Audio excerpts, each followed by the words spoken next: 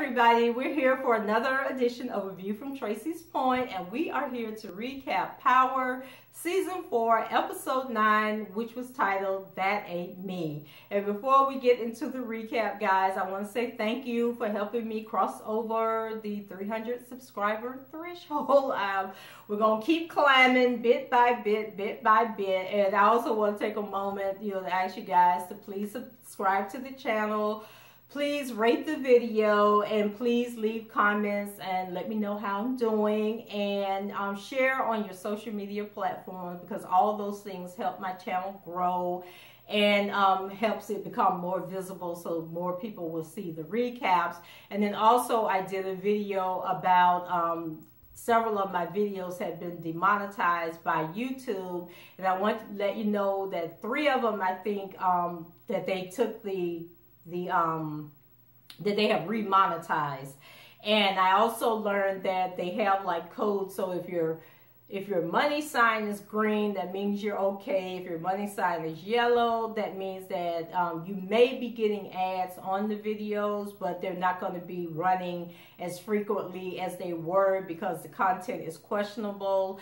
And then if your money sign is black, that means that you're not monetized and you don't have the opportunity to challenge their decision. So all of my videos that they demonetize actually have the yellow symbol. So if you see those videos, they may have ads running on them, but most likely they do not. And so of all the ones that they gave that yellow symbol to, 3 of them have gone back to green. However, they're still, like the video I did over the weekend about girls trip, they demonetized that one. And then they had also demonetized the video that I did where I was telling you guys that YouTube has demonetized me, but that one as well has has been turned from yellow to green. So I don't know how much longer I'm going to have to put up with this, but I am going to hang in there and see what happens. So let's go ahead and get into the recap.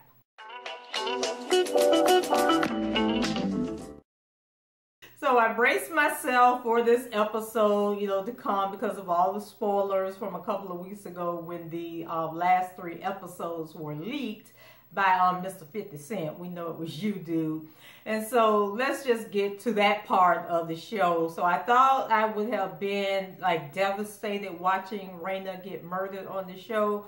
But actually I wasn't, and maybe it was because I knew it was coming, or maybe it was because they waited to the last minute of the show, for the scene to take place. But can I be real for a moment? Raina, as sweet as she was, and the best daughter, best sister that she could be, she really was an unnecessary character on the show. And then I'm not sure if the decision to involve her and Tariq as major parts of the storyline was a good idea. Because where exactly could they have gone with it other than this tragedy? Like, you either had to make them following Ghost's footsteps, or something had to happen to them. And what if it did continue, to highlight the flaw? But what it did do was continue to highlight the flaws in the overall writing of the show.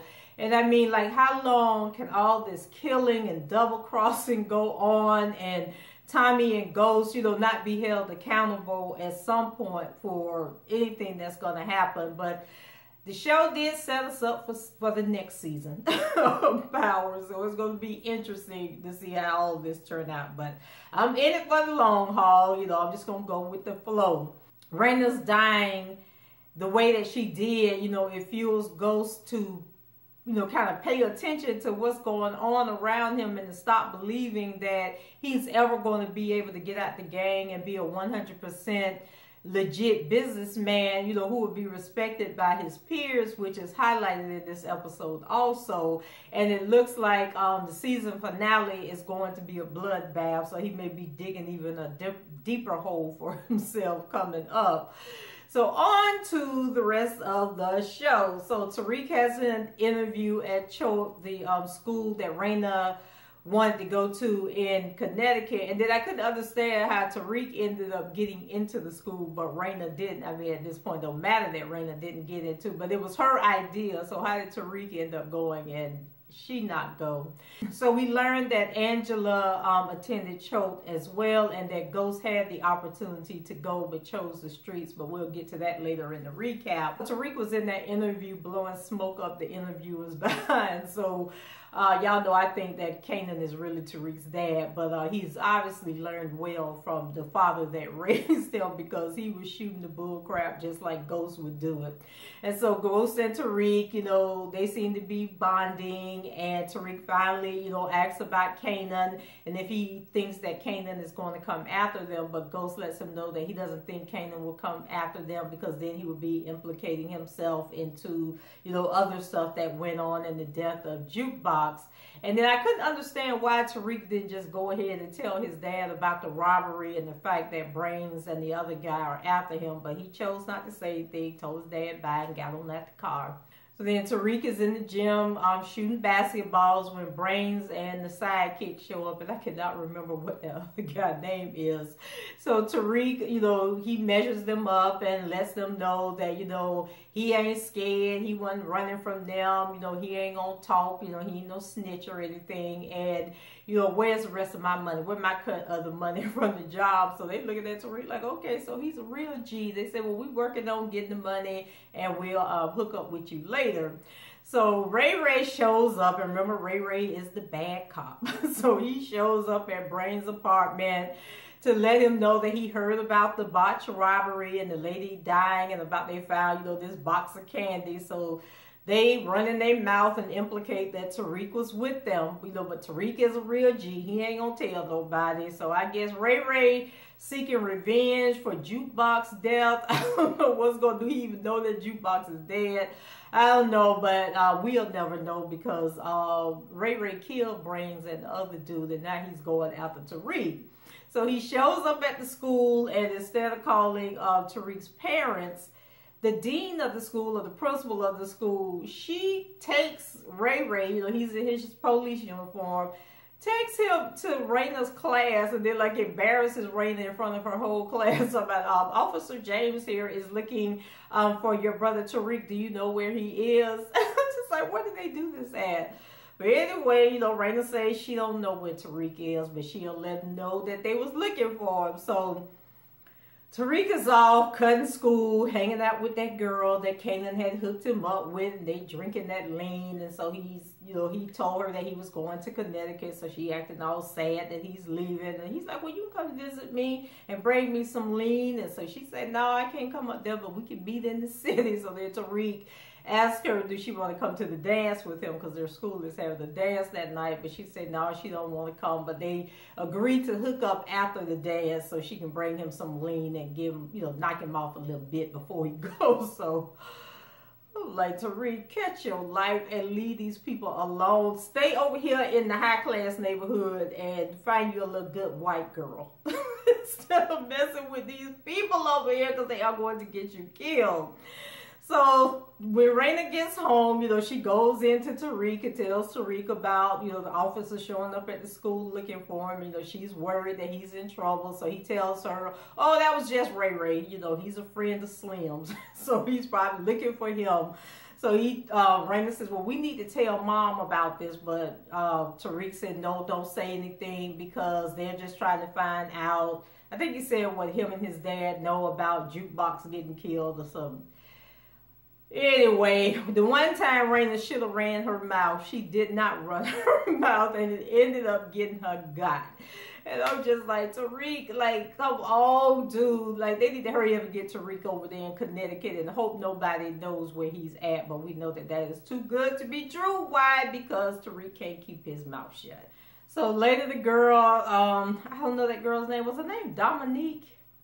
Well, I would call that girl Dominique. But anyway, the girl, you know, Tariq kicking it with, calls him, you know, and she's trying to get information about the robbery. And at first he's acting like, you know, he don't know nothing about the robbery or what she's talking about. You know, he's trying to make sure that they're going to hook up later that night and see each other. But then she's like, but I'm your girl, and we supposed to be down. You supposed to share everything with me. You supposed to tell me everything that you do. And I'm like, Tariq, don't fall for it. Don't fall for it. So, but he's sitting there thinking about how his mama all caught up in his daddy business. So he go ahead and tell the girl, like, he didn't give her remember the details, but he was basically like, you know, I ain't scared. It ain't no big deal. You know, ain't nothing to worry about. So then it turns out that I guess Ray Ray is related to the girl, and she was calling to on Ray Ray's behalf. And so Ray Ray tell her she did a good job, good looking at cuz, and then he takes her cell phone and leaves. So we know this ain't going in good. So after Ghost drops Tariq off at school that morning, he does an interview with that same lady that Howard Stearns had hooked him up with. But this time she's interviewing him and Councilman Tate. So while they're talking, Councilman Tate sees somebody over on the corner that he needs to go talk to. So he excuses himself and leaves Ghost talking with the lady. And so he starts, you know, giving her this little routine about, you know, growing up and how he had this female friend who went to Choate and how, you know, he didn't have that opportunity, and that was the difference between her succeeding and him ending up in the streets and all this. So the interviewer was telling him like, oh, you know, you got a story or answer for everything. Like, you really good at this. And I'm thinking to myself, like, I wonder if Ghost is going to end up hooking up with the interview lady, with the reporter. Like, I hope he do, and keep him away from that doggone Angela, because he going to need somebody after Tasha roll out on him, you know, which is her master plan. So when Ghost gets back to his office at Truth, which doesn't seem to have reopened yet, he has a meeting with Stern, and so Stern is like giving him these subliminal messages about trust, and you know, he shouldn't trust Tate, and you know, he had the right councilman in on this deal that they had going on, and that, you know, now Ghost wants to go out and be like a real legit businessman. He said, but you go ahead with your community service because our dealings is over with. And so Ghost like, well, what you talking about? So, you know, he telling Ghost like, you did what I needed you to do, but now we need to end this business venture, because basically I can't keep you under thumb. You out here, you know, trying to be working in the community and making the community a better place, and that ain't on my agenda. So Ghost, you know, he ends up outsmarting himself, so he goes to Tate and says that he doesn't understand his contract. I'm like, yeah, right, Ghost. So he says he thought he was 51% shareholder of the company, but he's not the majority owner, you know, so that Stern is really going to take the most of the money, and he just can't figure out what's going on. So Tate said, okay, well, give me the contract, let me look at it and see what's going on. So at the city council meeting, Tate brings up the contract and says that he needs some clarification, because although James St. Patrick is listed as 51% shareholder, he receives less compensation, or very little compensation, from the deal, and it seems that Simon Stern is the one that's really going to be benefiting from this, and so they can't be having that going on. So then Stern speaks up and says that, oh, it must have been a mistake. So then the councilman that's on Stern's payroll says, okay, well then you need to meet with your lawyers. You guys need to clean up this contract and make sure everything is spelled out correctly. And then we're going to put this vote on hold. And once you get the contract, then we'll vote on the deal. So things just, like, I wonder if they have one writer on this show, or if it's like multiple writers that are just coming from different angles, and that's how we end up with this hodgepodge of craziness that's going on, because there is no way one person can be coming up with all this stuff and not say to themselves, okay, well, this don't make sense, or this doesn't make sense. So it's, I think every relationship must have a writer of its own, and then they just come together and mesh it all together, you know, toss out what they can't use, and then put together the rest of it to come up with these crazy episodes. And now I'm really understanding what 50 Cent was saying about they need more time, they need more episodes, because you can tell that everything that's happened this season really could have been spread out over like 18 episodes. Instead, they're trying to crunch all this stuff down into 10 episodes, and it's just making it look crazy and all over the place. Then we move over to Tasha, and so Tasha and Silver, you know, they're acting all goo-goo gaga and in love with each other. So I'd be glad when they move beyond this first love stage, or when you first fall in love and you just smiling and giggling and you just, I don't know. So anyway, Silver come over to the house, and he's bringing a box of stuff, you know, that came from when the feds had searched Tasha's apartment. And so he's bringing that stuff back. I don't know why he had it, or, you know, why the feds didn't return it or call Tasha and tell Tasha come get her stuff. But anyway, he had this one box that he was bringing to Tasha and let her know that the rest was coming. So then Silver, you know, lets her know that he didn't miss out on the coincidence that right after he told them that Mike Sandoval had been arrested, that he turned up dead. But Tasha was like, oh no, you know, that must have been a coincidence. That anybody could have killed that man, you know, because he was a U.S. attorney. So he had a whole bunch of people in jail that might have been after him.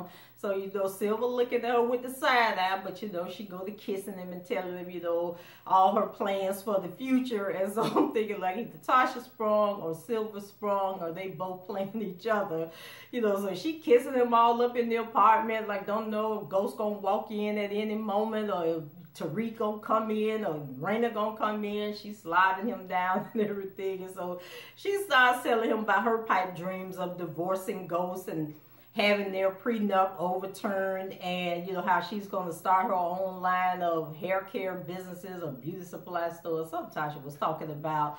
So I still don't trust Silver, or maybe he is just a nerd and really in love with Tasha, but their scenes are just so unbelievable that I don't know if it's just bad acting on his part, and then Tasha got to bring her acting down to fit this scene, or if they just really want them to seem goofy and crazy. I don't know. So then later Tasha shares, you know, her plans with Keisha about going clean and starting new businesses together. And so Tasha finally comes out and asks Keisha, you know, about her and Tommy, like, why you didn't tell me? And then Keisha was like, because you already knew, you know. So I think she kind of like brought that up, you know, so she didn't have to tell too much about her future plans. And, you know, to soften Keisha up, you know, because she wants Keisha to trust her and get back in this business with her. So she lets Keisha know that, you know, she's going to ask Ghost for a divorce, and then prenup be damned, she gonna get hers. So I don't know, Ghost might end up killing Tasha. So she gonna try to take his money, everybody else in his pocket trying to take from him. I guess he gonna be like, look, you ain't fixing to take half of 75% of what I got, so Tasha might have to die also. We go over to Angela, and she is about to weave her annoying trifling behind back into Ghost life some kind of way. And I really don't understand what he sees in her, because I don't even think Angela's that cute. She look older than him. Like, I just don't know. I mean, I guess the Punani is just that good. Maybe Angela was Ghost's first piece of ass. Maybe that's why he is so fascinated with her. So she's in her apartment, and she's telling her sister that, you know, she needs to go. She needs to find her own place, that she's going to be all right. Then they kind of like zoom in on the sofa, and the sofa was like a gray or either off-white color, and it was like a spot on it. And so I was like, okay, is that blood from when Angela went to see Sandoval, or is that a ketchup stain on the sofa, and that's why she wants the sister to get out? We never did figure out the significance of that spot. Like, did Angela even see the spot? I don't know. I was kind of confused by that scene. And so they have a new U.S. attorney. It's a black woman named Tamika. So her first order of business is selecting a new director of criminal division, the criminal division, to replace Mike Sandoval. So Angela believes that it should be her. And when she says this to Tamika, Tamika asks her, is she out of her doggone mind, because she's just as dirty and scandalous as the rest of the team. So I was like, okay, Tamika. So Tamika seems upset, you know, that Mike got off before she had a chance to try him. So now I'm looking at Tamika with the side eye, wondering if she knows something that the rest of us don't know. So the Justice Department, for some reason, has this gala, and they're going to honor Ghost as the victim of the year. So I guess they do this to right their wrongs when they wrongfully prosecute people. And so Tamika asks Angela, you know, to show some leadership and attend the event. So Tamika makes it clear that after the party, that will be the last time that she wants to hear Ghost's name mentioned, or James St. Patrick's name mentioned in her office. So I'm like, okay, go ahead on, Miss Tamika. So then Angela meets with Proctor after she meets with Tamika, and Tamika dashed her hopes. So she wants to join his firm as a defense attorney. I was like, Angela, are you serious? But even more so, Proctor, are you serious for thinking that it was a good idea to bring her in as a partner? So he thinks that they could be a dynamic duo once he is off his suspension and able to start practicing law again. And he says that, you know, they're both low down and dirty and would do whatever to win a case. But then Angela gets offended and says that she's not that type of person and that she cares about justice, you know, but Proctor says all he cares about is winning. He don't give a damn whether you innocent or guilty. So then, you know, Angela, she's all, her indignation says, oh, this was a horrible idea. I shouldn't have never came here and had this conversation with you. So then she moseys on off, you know, with her nose up in the air as usual. Later on that night, John Mock shows up at Angela's apartment, and he's on his way to DOJ dinner. And so he wants Angela to know that he thinks that he's going to be named head of the criminal division, and that he's going to bring her back in to work for him. So like, okay, John, like, are you being facetious? Are you serious? Like, what's really going on? So then, you know, Angela, of course, she mad and tells him that she thinks that she is the one that should get that job and that he can leave. And so I don't know what Angela did, but after John left, she turned to her TV, and the interview of Ghost, you know, when him and Tate was being interviewed, it was being aired on the news, and something sparked in Angela's mind, because she then decided to get dressed and go to that dance. And then also there was this really short scene, because when Angela was watching the interview, then it went to this diner, and there was this waitress there, and she was cleaning off tables, and she was listening to the news and listening to the interview, and they were talking about, you know, the changes that were going to come to the neighborhood. And then all of a sudden, she like recognized something in the voice of the person that was speaking, and she turned around, and when she realized that it was Ghost, she dropped the dishes that she was clearing off the table. And so they showed, when the show was coming on, they had this little scene where they say, you know, previously on Power, and there was this scene of Ghost and Tommy getting ready to kill somebody, and they had blindfolded this chick, and they was like telling her, like, you know, if she don't say anything, they were gonna let her go. I have no recollection of that scene, and I don't remember that happening in the last episode. So when the girl was dropping listening to the interview, and then before she dropped the dishes, she had a flashback to that scene also.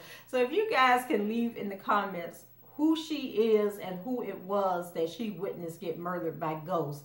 And do you guys think that she's going to come forward and say that Ghost killed somebody? Like, I'm sure they didn't bring her back just to bring her back for that scene. So evidently that's going to come up later on, maybe in the season finale, or maybe we have to wait till next season to see what her role is in the downfall of Ghost. And then, y'all, Dre got to go. He just got to go, and the sooner the better. So the premieres are dropping off their cash, and I just realized that the guy from last week who was talking about he didn't want to go to war because he had kids out on the street corner selling drugs for him, I just realized that that was the priest that's in the game with them. I had totally forgot about him. So Dre and Cristobal, you know, they working on a scheme to set Tommy up and get all the guys to turn against him. And I don't know what Dre's smoking, but when he burned down that warehouse and destroyed all of Tommy's drugs, I was shaking my head like, boy, you have got to be some kind of dumb, stupid, and crazy. So meanwhile, Kanan is trying to get in touch with Dre, but Dre is ignoring his text. Kanan texts Dre and say, hey, light skin. Like, I just call the boy light skin. You jealous of pretty Ricky Kanan? I'm not sure if it's a good move for Dre to be ignoring Kanan, but I am glad that Kanan is back on the scene, because if y'all remember in my last recap, I was like, how Kanan just disappeared? We don't know where he's at, what he did with Jukebox's body. Did he leave town? Is he plotting against Ghost? Like, he just disappeared.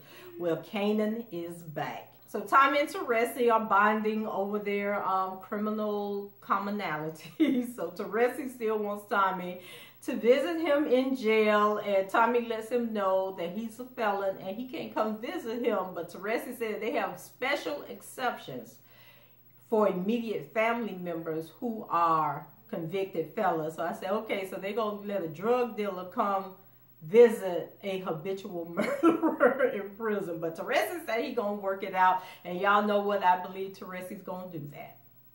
So Teresi tells Tommy that Kate has proof that he is his dad and for him to go get it. So Tommy goes to see Kate and starts tearing up her apartment, looking for these, or tearing up her house, looking for these documents. So Kate comes in and she's like, "Boy, what's wrong with you? Those are expensive dolls. You're throwing my stuff all over the place." So Tommy was letting her know that he didn't care nothing about those doggone dolls. So Kate finally relents and gives him the original birth certificate after Tommy starts breaking them porcelain dolls and lets Kate know that he actually killed Holly. He didn't say it, but he asked her, like, "What do you think happened to Holly?" And so Kate figured it out on her own and gave Tommy that information. So Kate says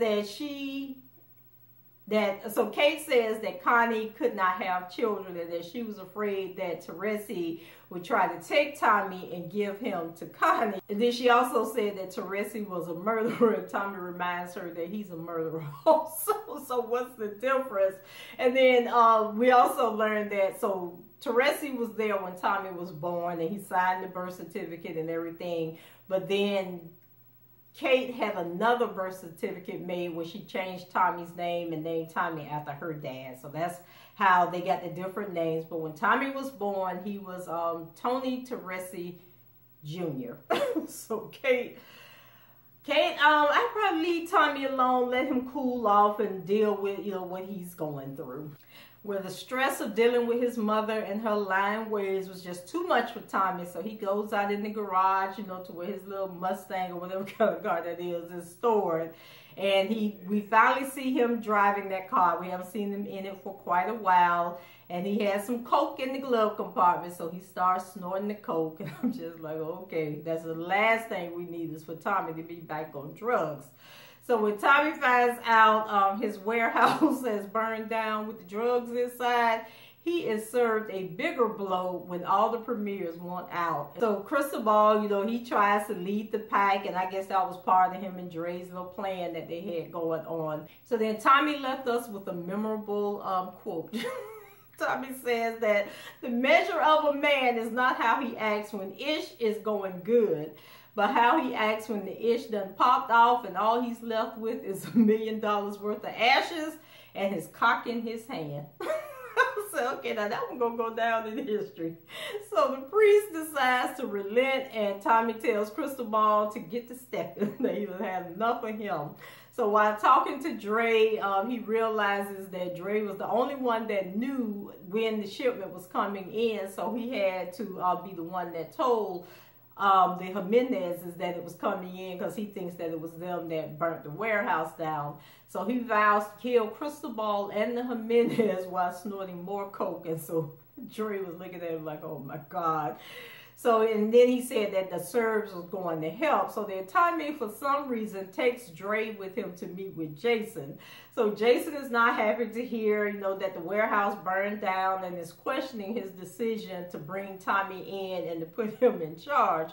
So he tells Tommy that he won't give him any more drugs until he brings him some clean money to cover for the drugs that burned up in the warehouse. Tommy goes to Tasha, to get a check to pay Jason, but Tasha says no because she is going legit and he's gonna have to learn how to do things on his own, but she'll help him out. I'm sitting there like, Tommy telling you I need this money right now tonight, so why is you telling him about long-term plan, Tasha? I'm surprised Tommy didn't shoot her in her head right there, because isn't part of that money that they were running through Tasha's shop Tommy's money also? So I'm not understanding how you just gonna tell him, no, I ain't giving you no money. So she did ask Tommy if they had anything to do with Sandoval's death, and Tommy all but confirmed it without actually saying that they did. And I'm just like, okay.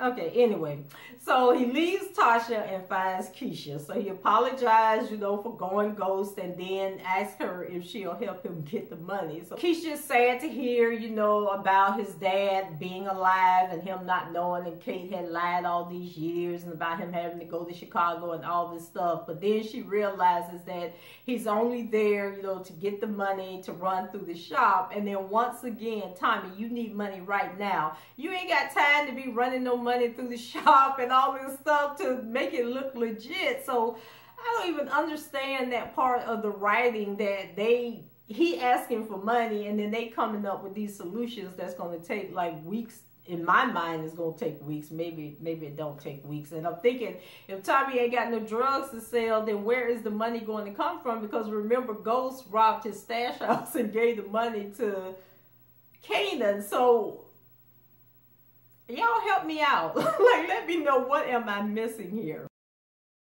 So in the end, Keisha lets him know that she's not as stigmatized as he thinks she is, and that ain't even her. Okay. So Tommy shows up at Ghost's place to ask him for the money.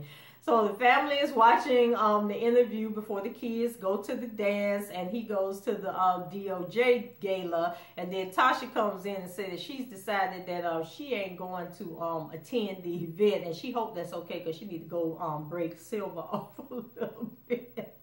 Okay, she didn't tell Ghost that, but Ghost was like, whatever, I guess I don't need you, because he about sick of Tasha. So I'm glad that Raina had the opportunity to be with her dad and know that he loved her, you know, before she was gunned down at the end of the show. That shit pissed me off. It really pissed me off, guys. So shame on her parents, you know, that they were so occupied with their own stuff. You know, they were so preoccupied with their own drama that they have going on, that they missed that their kids are in trouble and that danger was around the corner.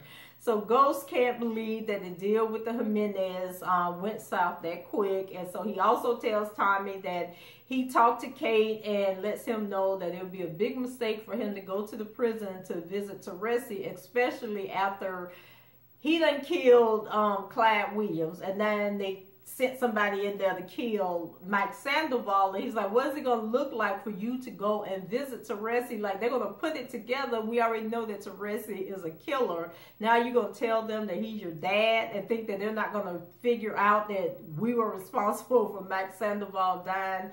But Tommy, he ain't hearing it, and then he lets his jealousy come into play, and then he's like telling Ghost, you know, I just came out of that little scene with you and your family, and your kids know who you are. They're growing up knowing who their dad is, but I didn't get to know that. And then Ghost was looking at him like, boy, you obviously back on them drugs. And Tommy headbutted Ghost. So Ghost was like, what is wrong with you, Tommy? He was like, the last time you did something like that, we were 14 years old. And you know what, Tommy? You're still 14. So Ghost was pulling a Yala Van Zandt on Tommy, let Tommy know that where you were hurt at, that's where you remained at. So I guess Tommy's biggest trauma in his life happened when he was 14 years old, and he ain't been able to move on from that. So Ghost gives Tommy the money that he needs to give to Jason, and then tells him not to come back to his home until he's sober, because he ain't gonna be dealing with this here. So then Tommy threatens Ghost that if anything happens to Teresi, that he's going to kill Ghost personally. I was just like, that was like so random. Where did that come from? I have no idea.